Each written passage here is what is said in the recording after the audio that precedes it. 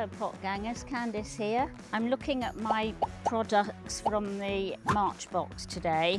My cucumber melons are coming on nicely. I'm watering them every 1 or 2 days and they'll be ready to be repotted very soon. This is my second sowing of red pepper because the first lot blew over in the greenhouse when Storm Dave came over. I've only got one come up, but he's very, very strong. So I'm going to water him once or twice a week.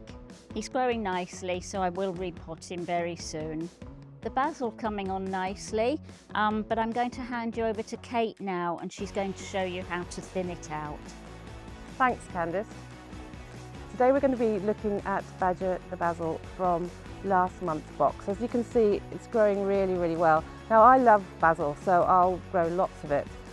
So what I'm actually going to do is, with this one here, I'm just going to repot the whole thing into a much bigger pot. So I've got lots and lots of basil growing in one big pot. If you haven't got so much space and you want to follow the guide, what you can do is thin out your basil, so you're just leaving about 4 of the really strong seedlings. Because all of these are looking quite healthy and I don't want to lose any of them, I'm going to do it slightly differently in that I'm just going to take out about 4 of the strongest ones, if I can get them out, and repot those into another pot. So there are various ways you can do this to suit yourself really. So you can see they've got really quite long roots, so you want to make a nice big hole. I've filled this up about halfway with quite damp compost and pop them in. One thing to remember when you are potting on your seedlings, they can be quite dramatic. They can look healthy and look lovely and you pot them on and then they wilt and you think I've killed them.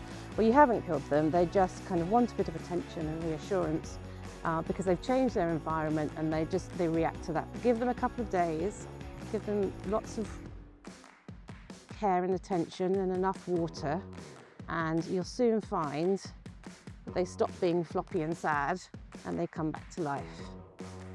So we're just popping them in there. Just make sure, I'm just grabbing these out with my fingers now, but you can see they come with a really nice long root bundle. Making a hole in the compost with my fingers, popping them in. Be careful, the stems are quite tender, so you don't want to snap them. Just gently fill in the gaps. And again, these will be perfectly happy on your windowsill.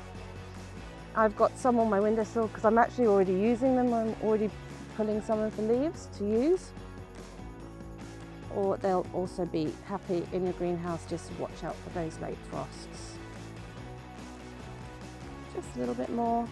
Again, compost is quite damp, so I'm not going to give them a water at this stage. Don't overwater basil, I don't like it very much, so just keep an eye on that, but they'll be perfectly happy in there. Just going to pop the label back in there and we'll check back in a couple of weeks.